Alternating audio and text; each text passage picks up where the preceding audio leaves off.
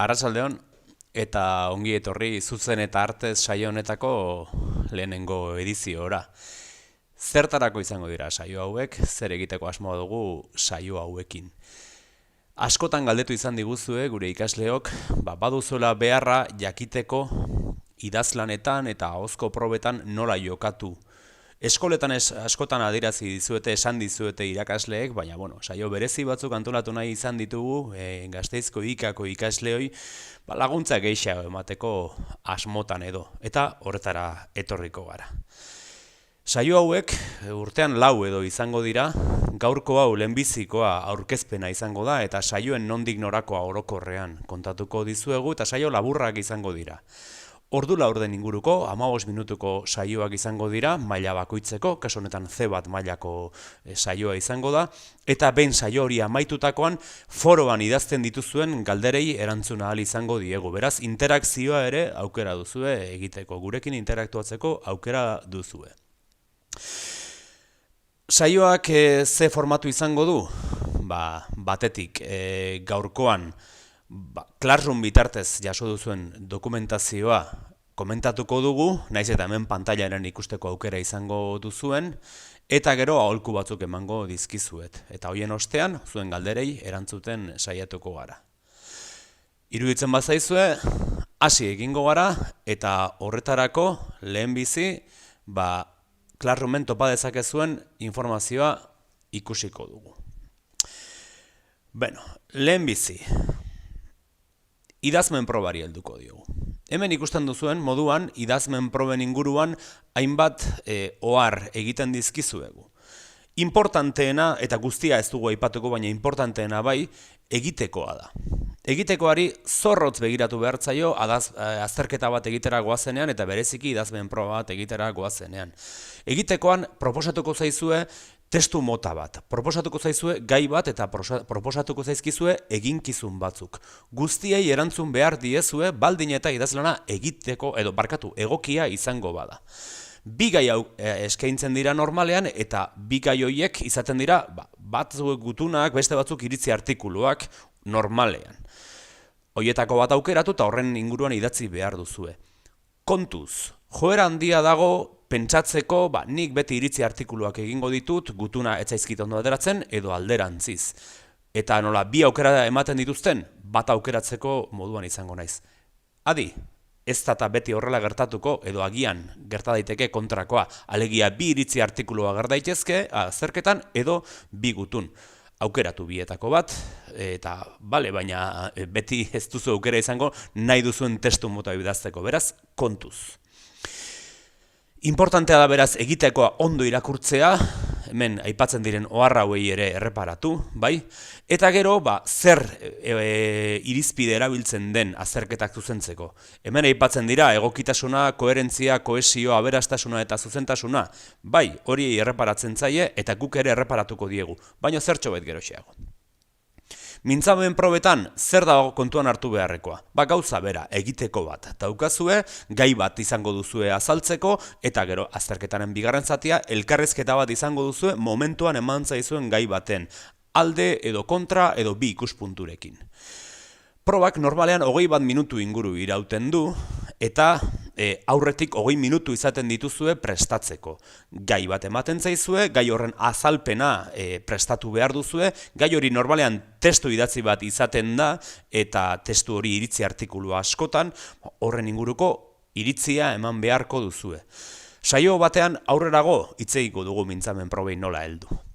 Azalpen honetan 5 minutuko jarduna egin behar duzue, eta bikotekideak, binaka sartuko zareten ez azterketara, bikotekideak egiten duenaren galdera bati ere erantzun beharko diozue.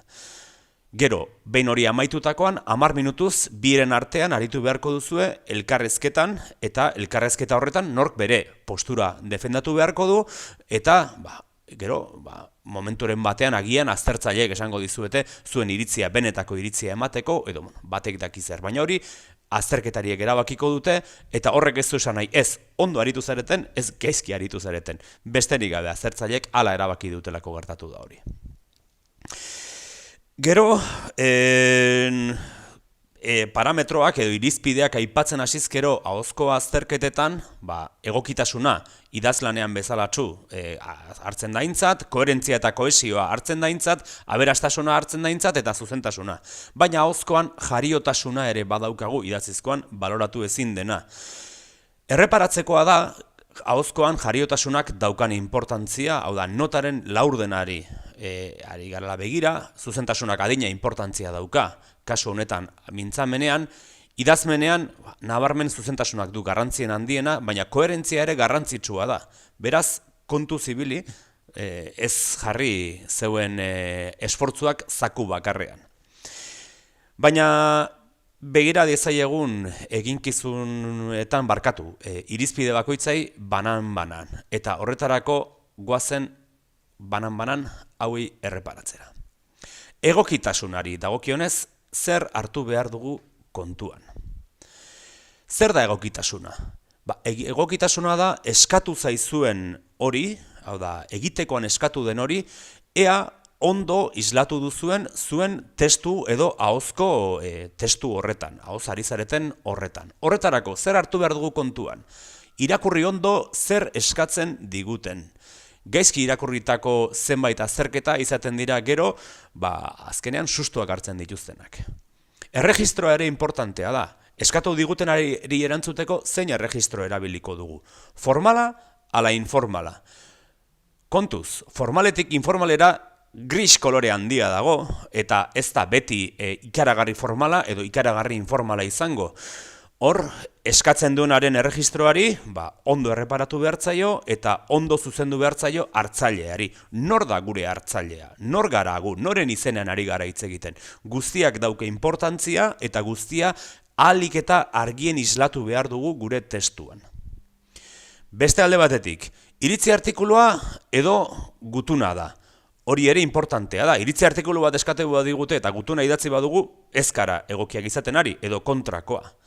Edo ahozkoan, azalpenean geuk bakarrik hitz egiten dugu edo elkarrera ginean interakzioa topatu behar dugu. Hortxe dago historia, bai? Zaindu egin behar dugu hori guztia. Bestetik, bigarrena, koherentzia. Koherentziari dagokienez, zer hartu behar dugu kontuan? Testuak ari logiko bat izan behar du. Hasi eta bukatu irakurleak, ez idazlea bakarrik, irakurleak jakin behar du zer esan nahi izan duen eta batak bestearekin lotura duela. Oso gauza importantea izaten da agirian uztea zein den gure testuaren tesia, zein den gure ideia nagusia, zer esan nahi dugu bereziki. Argudio guztiek ari erantzun behar diote. Eta kontrako argudioa esaten ari bagara, argi adierazi behar da kontrako argudioa dela. Importantea da lehen mailako ideiak eta bigarren mailako ideiak ondo diskriminatzea, ez daitezela lehenengo mailako ideiak diskutuan agertu eta bigarren mailakoak agirian. Horretarako importanteena zer da, ideia nagusi bat, paragrafo bat. Horrela agertu dadila, bai testuan eta noski baita eskeman ere. Ez gara aspertuko esateaz, eskema egitea beharrezkoa dela. Kohesioa zer da? Ideiak ari batean baldin badaude, ari hori, eta ari hori josten duena da kohesioa. Zer izan daiteke? Puntuazioa, adibidez, puntuek lotu egiten dituzte gauzak. Puntuak, komak, puntuta komak, eta horiek guztiak nor bere lekuan jarri behar dira. Testu antolatzaileak, lokailu eta juntagailuak erabili behar ditugu, baina kontuz. Lokailu asko jartzeak ez du esan nahi testua ondo josia dagoenik, ondo erabili behar dira, eta gehiegi erabiltzea ere ez da ona. Bakoitza beren neurrian eta bere lekuan. Erabili behar dira beste baliabide batzuk ere, elipsiak erabili behar dira, hau da, sujetu ezkutatu egingo dugu eta horrela lotu egingo gara, edo erakusleak erabili ahal ditugu, horretarako, edo ordezkapen semantikoa, edo errepikapenak erabili ahal ditugu. Ahozkoan, elkarrezketan, kontuan hartzen dena da, besteari nola hartu zaio hitza. Besteak iritzi bat eman duenean, nola erantzun dio edo nola hartu zaio hitza. Haren iritziari nola egin zaio kontra edo alde. Nola ematen da iritzia besteak esan duenarekin lotuta. Hori guztia da kohesioa ahozkoan ere kontuan hartzen dena. Aberastasuna. Aberastasun aldetik badauzkagu hainbat iritzi eta iritzi ez oso zuzen. Askotan iruditzen zaigu aberastasuna dela lexiko aberastasuna. Topatu ditugun hitzik zailenak hortxe adieraztea. Zenbat eta hitz diferente gehiago orduan eta hobeto. Eta ez jaun Andreok, hori ez da aberastasuna. Askotariko hiztegia erabili behar da, baina gaiarekin lotua izan behar du, egokia izan behar du. Bai? Ez du balio gaiarekin lotu gabeko hitz bat erabiltzea, aberastasunaren izenean. Aditzik, egiturarik, esamolderik arraroenak sartzeak ere ez du ezer bermatzen, hau da, nik 8 subjuntibo sartu ditudalako, ez du esan nahi testua ondo dagoenik edo aberatsa denik. Horrek ez du ezer bermatzen. Gutxitan entzun edo irakurri dituzun hitzak edo egiturak ez erabili. Aholku hau, kontuan izan, bai? Ez sartu ezagutzen ez dituzun urretan. Errepikapenekin, kontuz, bai, batzutan beharrezkoak dira, zerbait errepikatzea beharrezkoa da, baina kontuz, gehiegi ez erabili. Eta ahaztu aurretik, ideia aberastasuna ere kontuan izan. Kontua ez da lexiko edo egitura aberastasuna, baita ideia aberastasuna ere, kontuan izan behar da. Zuzentasuna zer da? Zuzentasuna zer den badakigu, geroxeago hitz egingo dugu nahi baduzu horren inguruan. Baina kontuan hartu behar duguna da akats guztiak ez direla maila berekoak. Ulermena oztopatzen duten akatsak egin baditugu, hau da, ambiguoa gelditu bazaigu zuzentasun akats bategatik, larria da. Errepikatua aldin bada akatsa, behin baino gehiagotan egin badugu ergatibo akatsa, edo deklinabide akatsa, edo aditza akatsa, larria da. Oinarrizko akatsak direnean ere, oroar, ergatiboak, edo oinarrizko aditzak, edo ortografia oinarrizkoa hartu atxerik gabe edo omen atxerekin idaztea adibidez. Hori ere akats larria da, zaindu, baina gero adibidez kontutan izan behar dugu edo kontuan izan behar dugu idaztea, kontutan izan behar dugu euskaltzaindiak ez du aholkatzen, akats hori ez da hain larria. Horretarako zer egin behar da, amaitutakoan errepasatu, ez behin, igual birritan eta irakurtze soila ez, hau da, detaile guztiekin, xehetasun guztiekin. Ahozkoan horri guztiari, egia da, garrantzia txikiago hartzen duela, akats batzuk egitea ahozkoan normala delako, baina konturatzen bazarete, autozuzendu zuen burua. Akatsa egin duzuela konturatzen bazarete behintzat. Eta, idatzizkoai gehitzen zaiena eta ahozkoan bakarrik dagoena jariotasuna da. Jariotasunaren irizpidea. Zer hartu behar dugu kontuan jariotasunarenean? Abiadura ez da importanteena. Kontua ez da azkarritz egitea. Kontua da, alik eta erritmo jarraienean aritzea. Esto, eske, zera, horiek alik eta gutxien agertzea. Eta hori entrenatu egin behar da. Kontuz makulu horiekin, kontuz errepikapen hutsekin. Bai? Horiexek guztiak hartu behar ditugu kontutan, idazlana edo ahozkoa ondo egiteko. Baina ez idazlan azterketa batean, bestela ere, edozein testutan ari garenean horiek guztiak direlako importanteak. Aholku batzuk emango dizkizuet, Classroomen bertan topatuko dituzuenak, eta ondo etorreko zaizkizuenak. Batetik, zuzentasunaren inguruan hitz egin dugu eta hortxe dituzue hainbat aholku. Zuzentzeko zer hartzen den aintzat eta zer dagoen zuzen edo zer dagoen oker. Bai? Erreparatu hor, badaudelako hainbat egitura, bai idatzizkoan eta bai ahozkoan bereziki lotutakoak ere. Bai? Baina kontuan izan, batzuk importanteagoak dira beste batzuk baino. Idazmenari heltzen diogunean, zer hartu behar dugu kontutan? Bueno, labur saiatuko naiz azaltzen, luzeegi ez nadin joan. Hobe deialdia baliatu alduzue. Hau da, ez duzu ezertan eskuzi idatzi idazmen probetan. Ordenagailu bidez ere egin dezakezue eta aukera hori eskaintzen du, gaur egun abek. Aurretik, idazlan egin aurretik, ohitu zaitezte euskarazko testuak irakurtzera. Ez azterketalako bakarrik ere. Bestela ere komeniko zaizuelako hizkuntza bat ikasten ari bazarete behintzat, bai? Eta euskara ikasten ari bazarete behintzat. Iritzi testuak irakurtzea azterketari begirako oso egokia da. Gaiak ere, hortik ateratzen dituzte aztertzaileek, beraz, zuek ere egin dezakezuena da egunkariak irakurri hortik gaiak ateratzeko, bai? Ohar bat, bereziki aipatu nahi dizuedana, azterketara prestatutara eramaten diren idazki zatiei buruz.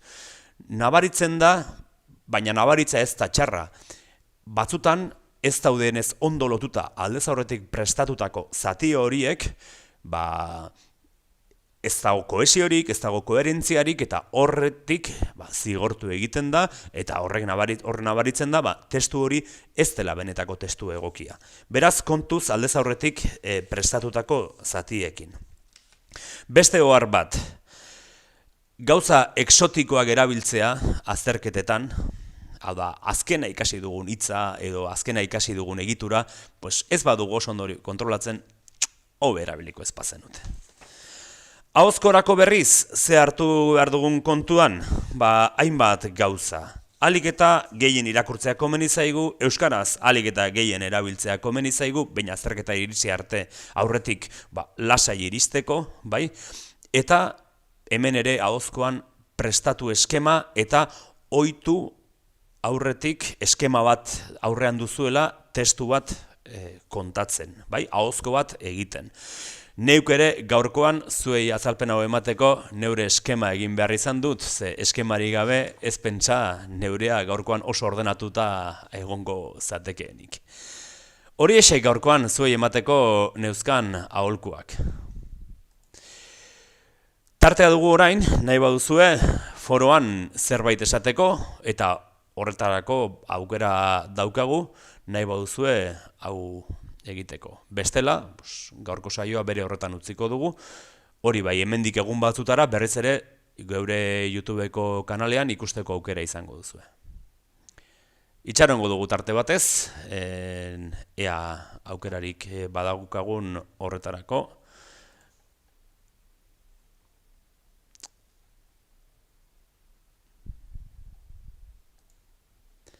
Ez du ematen inork galderarik egingo duenik, beraz geure aldetik besterik ez, eta hemendik pare bat astera bebiko saioa izango da, izena eman dutenentzat, eta besteontzat, hemendik hilabetera edo izango du berriz ere elkar ikusteko edo zuek ni ikusteko aukera hobeto esan da. Ondo segi.